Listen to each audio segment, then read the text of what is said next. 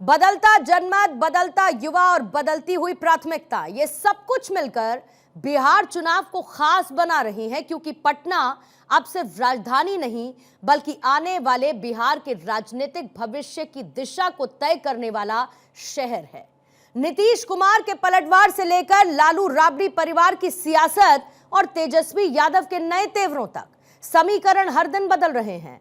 बिहार की सियासत में फिर से गर्मी चढ़ रही है और राजधानी पटना के गलियारों में एक ही सवाल गूंज रहा है, क्या इस बार पटना में लहराएगा भगवा? बिहार चुनाव का 10 मिनट का सटीक एवं दमदार सियासी विश्लेषण द जेसी शो की प्रासंगिक झलकियों के साथ आइए आपको दिखाते हैं।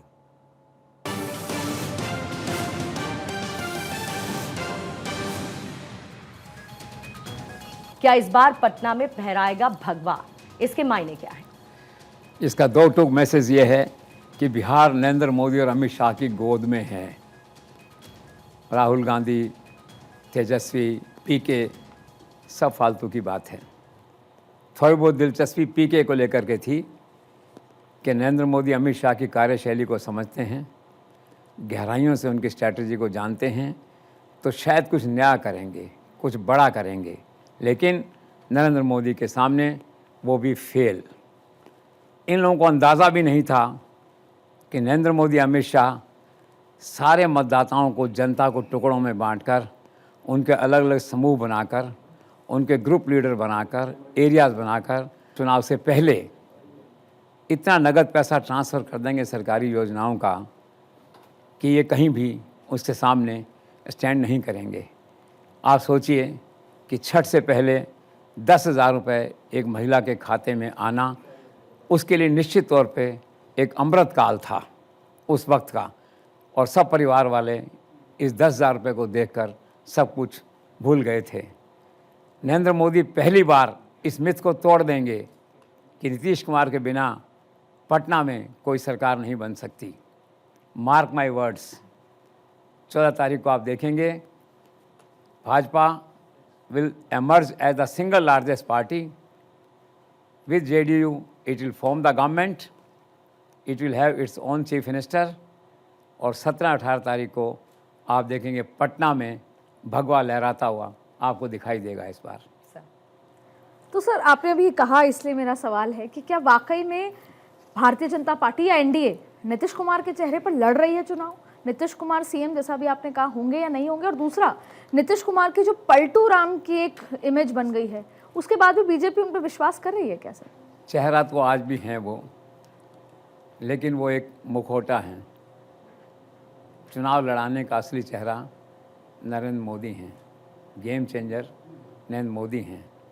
लेकिन पॉलिटिकल कंपल्शंस के कारण आज मजबूर होकर, इच्छा से अनिच्छा से भाजपा ने भी, एनडीए ने अपना चेहरा नीतीश कुमार को बनाया हुआ है। और दूसरा आपका अहम सवाल ये है कि पलटू राम की इमेज के बावजूद ये सब कैसे हो रहा है? तो पॉलिटिकल कंपल्शंस वो अच्छे से जानते हैं कि 4 बार वो दल बदल कर चुके हैं। 4 बार जैसे कहना चाहिए कि पॉलिटिकल बिट्रेल ये सब हो चुका है। 2010 में कुछ था, 15 में था, फिर 17 में था, 22 में था।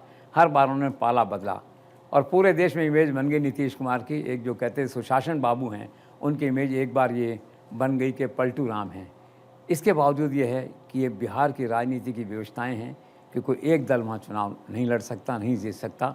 उसी का परिणाम ये है कि आज नीतीश कुमार सामने हैं और एनडीए का चेहरा बने हुए हैं। सर, ये जो 29 सीटें चिराग पासवान को मिली हैं, उसके पीछे की कहानी क्या है? बीजेपी इतना ज़्यादा क्यों झुक रही है चिराग पासवान के सामने? ये कहानी की बात नहीं है। एक तो क्या, नरेंद्र मोदी को नब्ज़ की पकड़ है, जनता की पकड़ रहती है उनको। आपके सारे चुनावी रणनीति एक तरफ, और नरेंद्र मोदी खुद का जो ग्राउंड आकलन है, फर्स्ट आकलन जो उनका होता है, वो एक तरफ होता है हमेशा।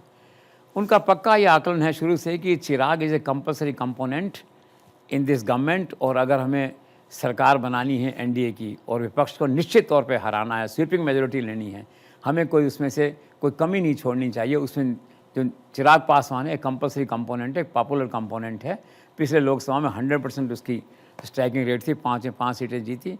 तो किसी न किसी कारण से, और प्लस मेरिट है जो पॉलिटिकल, उससे प्रधानमंत्री के मन में उनके प्रति एक सॉफ्ट कॉर्नर है चिराग के प्रति।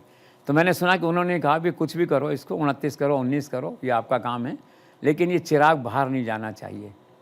पिछली बार नीतीश के बाहर चला गया था, तो नीतीश कुमार के जो है ना 30-35 सीटों का नुकसान किया उसने। खुद से 135 पे लड़ा, एक भी जीता, वो अलग बात है। फिर जो लोकसभा में 5 सीटें जीती, वो 38 असेंबली कॉन्स्टिट्यूंसीज को प्रभावित करती हैं, तो कम से कम इतना प्रभाव तो आज है उसका, दैट वे जो है। तो एक पॉलिटिकल विजडम के नाते, दूरदर्शिता के नाते फिर शीर्ष स्तर से फैसला हुआ कि ठीक है, एकोमोडेट करो, जाएगा कहाँ, रहेगा तो हमारे साथ ही, हुआ। सर क्या ये सच है कि इस चुनाव में ड्राइविंग सीट पर अगर कोई है तो वो बीजेपी है? ऑफ कोर्स, पटना पिछली बार जब गया तो मैंने देखा कि नीतीश सरकार का जो पिछले 2 साल से रिमोट कंट्रोल है, वो दिल्ली और पटना में जो है वो बीजेपी के पास है। जितने फैसले 2 साल में महत्वपूर्ण फैसले हुए हैं नीतीश कुमार के, उनमें सब भाजपा की आपको जो है ना साफ छाप दिखाई देती है। नीतीश कुमार के जो 2 मोस्ट ट्रस्टेड पर्सन हैं, ललन सिंह और संजय झा, वो अमित शाह के शरण में दिल्ली में आए दिन वहीं रहते हैं।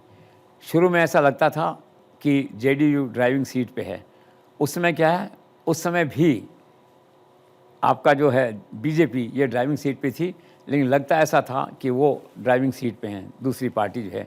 अब उन्होंने उस भ्रम को, उस पर्दे को हटा दिया है और ऐसा लग गया है। अब देखिए, पिछले दिनों प्रधानमंत्री ने राज्य सरकार की एक योजना का श्री गणेश किया वहाँ पे, दैट वे है, तो थोड़ा सा लीक से हटके था। तो क्लियर मैसेज है उसका कि पटना की कमान पूरे तौर पे नीतीश कुमार सरकार की कमान, दैट वे जो है, और रिमोट कंट्रोल जो है वो भाजपा के पास है, दिल्ली में है, पटना में है, दोनों लेवल पे वो एग्जीक्यूट हो रहा है। सर जहाँ कुर्सी वहाँ नीतीश कुमार, ऐसा कहा जाता है, तो आपको लगता है अब क्योंकि ऐसी चर्चाएं हैं कि अब नीतीश कुमार की विदाई का समय आ गया है, तो वाकई आ गया है या अभी भी उनकी पारी पॉलिटिकल बाकी है? देखो, हर नेता का, हर एक मुख्यमंत्री का, केंद्रीय मंत्री का, खासतौर पे मुख्यमंत्री का एक विदाई का समय होता है, एक पारी के अंत होने का समय होता है। फिर चाहे ज्योति बसु हों, चाहे नवीन पटनायक हों, and so on, a long list of people जो है, तो लगता है उनका वक्त जो है विदाई का इस समय आ गया है। अब उनकी विदाई 2 तरह से हो सकती है।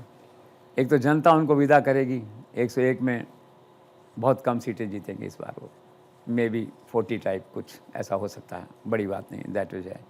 दूसरा ये है कि चुनाव अगर जीत भी जाते हैं तो चुनाव जीतने के बाद जो है ना भाजपा उनकी विदाई करेगी, ऐसा इंप्रेशन है, ऐसा परसेप्शन है। तो उनको तो जाना है, दैट वे जो है, और जाना है तो जाना तो क्या है, पार्ट ऑफ लाइफ है। उनको पूरे सम्मान और गरिमा के साथ जो है वानप्रस्थ आश्रम का जो रास्ता है वो चुनना चाहिए, लेकिन सत्ता का मोह है जो छोड़ता नहीं है। बाकी अपेरेंट इंडिकेशन तो यही है कि Nitish Kumar on is way out, बहुत गरिमा से उन्होंने 20 साल शासन किया, इस पर उन्हें गर्व होना चाहिए, और उसी गर्व और गरिमा के साथ जो है ना उन्हें अब नमस्ते कहने का समय आ गया है उनके द्वारा। लेट अस सी। पर सर मेरे विचार से नीतीश कुमार की विदाई इतनी आसान होगी नहीं, और अगर उनकी विदाई होगी भी तो उसका जो गाना है वो बहुत सोच समझ कर लिखना होगा। आपको क्या लगता है? ठीक है, उनकी विदाई का जो गीत है वो सोच समझ के लिखना पड़ेगा, मैं आपकी इस बात को मानता हूँ। देखो, 100% तो कोई भी असेसमेंट करेक्ट नहीं होता।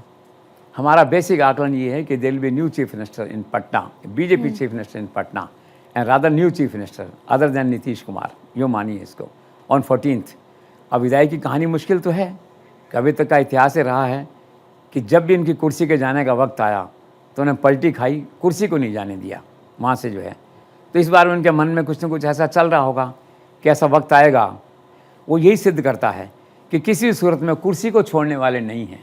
इसलिए आपके मन में सवाल उठा है, ये सारे जो इंडिकेशंस हैं, विजिबल इंडिकेशंस जिनमें वो जा रहे हैं, इसके बावजूद आपका मन ये कहता है कि उसके बैकग्राउंड को देखते हुए, उनके ट्रैक रिकॉर्ड को देखते हुए, सत्ता में बने रहने के उसको उनका जो एफर्ट है उसको देखते हुए, तो निश्चित तौर पे नहीं कहा जा सकता कि विदा होने वाले हैं। So let's see on 14th। Sir कुछ लोगों को ऐसा लगता है कि एनडीए में रहते हुए नीतीश कुमार ने किसी भी बीजेपी नेता को बिहार का बड़ा चेहरा बनने नहीं दिया, क्या आप भी इससे अग्री करते हैं? एब्सोल्युटली, ये तो ऑन फेस वैल्यू पे देख रहे हैं।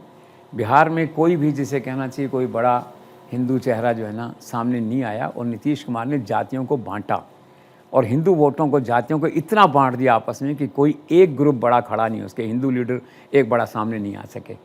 पहले बांटा महादलित, दलित, पिछड़े, अति पिछड़े, और इतने ज़्यादा सत्ता में बांट दिया लोगों को कि एक के बजाय 20 जातियाँ बना दी, 20 उपजातियाँ बना दी वहाँ पे, जिससे एक पॉलिटिकल पार्टी कोई बड़ा नेता में खड़ा नहीं हो सका। ये उनकी पॉलिसी थी, and he is every right to be shrewd and smart while retaining his position और वाइल कम्बैटिंग अपोजिशन। तो उन्होंने इसमें किया, लेकिन इफेक्ट है कि उन्होंने कोई बड़ा ऐसा राष्ट्रवादी हिंदू चेहरा सामने नहीं आने दिया, क्योंकि जातियों को इतना ज़्यादा बांट दिया, उनको जो कंबाइन करना बड़ा मुश्किल काम था। आज भी वही स्थिति सामने है हमारे।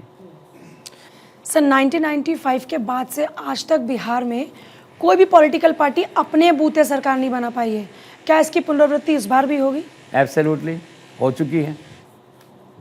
कोई भी दल 122 सीट लाने की स्थिति में नहीं है आज, खुद के बूते। न बीजेपी है, न जेडीयू है, न आरजेडी है, अपने बूते जो है। Again the multiple party rule, no single party rule. Single party rule in Bihar ended with Lalu Prasad in 1995। उसके बाद रिपीट ही नहीं हुआ। न कभी नीतीश कुमार बहुमत में आए, न कोई दूसरी पार्टी बहुमत में आए। तो it's a hard fact of Bihar politics. It's going to be repeated this time.